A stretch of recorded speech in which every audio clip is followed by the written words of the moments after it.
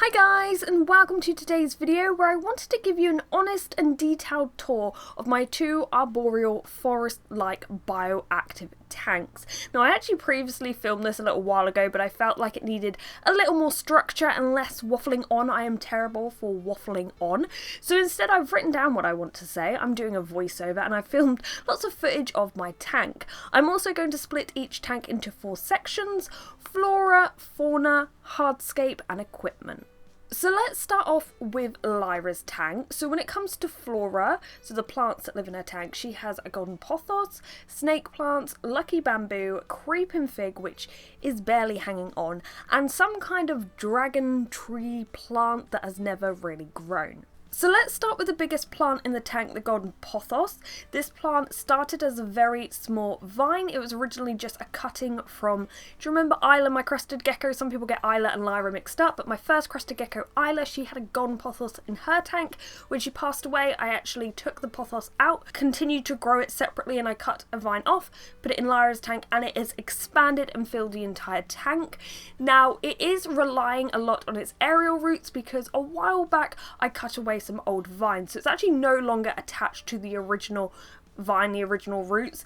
But as you can see, these aerial roots are absolutely massive and really support the plant well. The leaves are also really big.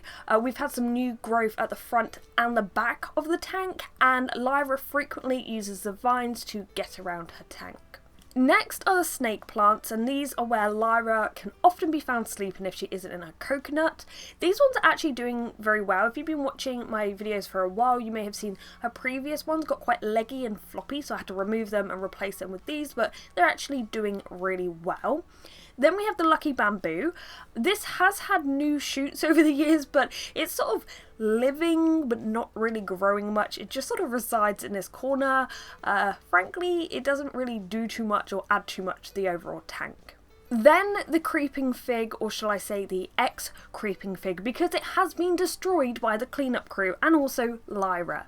So the other night I actually found Lyra head down in this planter. I believe she was searching for a place to lay eggs, and over time both Lyra and the woodlice have been removing soil from this planter, so the plant hasn't been doing well, and because it isn't doing well, the woodlice have decided to eat most of the leaves. And this last plant came in a bundle of plants I got years ago, so I wasn't 100% sure what it is. Some people have said it looks like the top of like a dragon tree. I've found like I've moved it around in the tank many times and it doesn't really have roots. It's just existing at this point, and I would like to replace it in the future, maybe with some vein plants. I quite like those. The next 3 sections will be a lot quicker than the flora, so we have the fauna. So this tank has 1 crested gecko in it, we have woodlice, worms, springtails and the occasional spider, and trust me, I did not add in those spiders. It's a bit of a pain, but actually they can be handy for getting rid of pests like fungus gnats. But if you have good ventilation in your tanks, sometimes creepy crawlies will come in and decide to live with your geckos, and from what I can tell, you know, they might eat the occasional woodlouse, but they don't do too much harm to the tank. Then we have hardscaping. So in this tank we have cork, wooden branches, liana vines, mushroom ledges, and of course a coconut. The coconut is an excellent sleeping place for crested geckos. If you want a tutorial on how to make your own, I'll leave the link here. And the cork is really good too. The cleanup crew seem to particularly like it, and the branches and vines are really good at supporting Lyra's weight and letting her climb around her tank easily. In terms of equipment, I use an LED Jungle Dawn, the deep heat projector, which is particularly good in winter, and I've recently added in a rain system, and there will be a video of this being unboxed, set up and reviewed in the near future. Oh my word! Overall, I think the tank could do with some TLC. I really think that the creeping fig and the dragon plant should really be removed. The good thing is I can just keep them in there, chop them up, and the cleanup crew will just eat them and help the soil become more fertile. I think maybe in the planter that keeps being emptied, I should put a bromeliad or something that doesn't really need soil. And also I would prefer to have more plants on the floor of the tank. For some reason they don't seem to do well. I don't know if it's a cleanup crew eating them, or Lyra landing on them, or maybe a lack of light. Maybe the pothos blocks out a bit of light, but I would like a little more on the floor. But at the same time, I do like watching the woodlice walk about and clean up the little food bowls for me.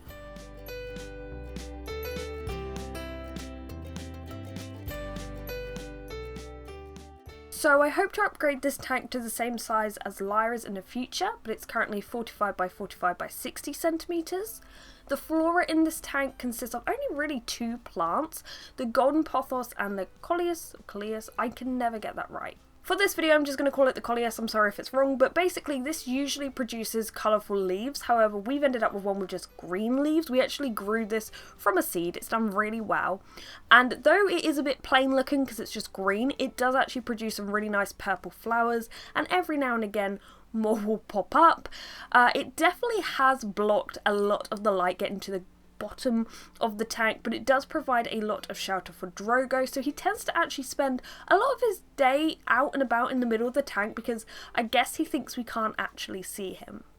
Like the golden pothos in Lyra's tank, this one has also taken over, and it's literally formed from a piece of vine that I cut off of Lyra's pothos and dumped it in there thinking the cleanup crew would just break it down, but thankfully they didn't. It actually just grew into this massive plant, and like in Lyra's tank, this golden pothos has produced many magnificent aerial roots.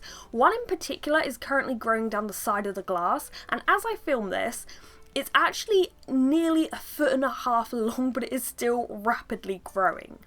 In terms of fauna, we of course have Drogo, my Chihuahua, along with woodlice, worms, springtails, spiders and stone centipedes. Now I don't really see these very often. I'm pretty sure that they actually just, one came off of this slab that I bought from the outside. I put it to rest my jungle dawn on and maybe it fell through the ventilation and went on to reproduce. But basically, these centipedes only really prey on springtails and baby woodlice, so they're not harmful to Drogo. I know centipedes, big centipedes, can be quite risky, but trust me, I didn't actively add this in and they aren't going to be harmful to my gecko.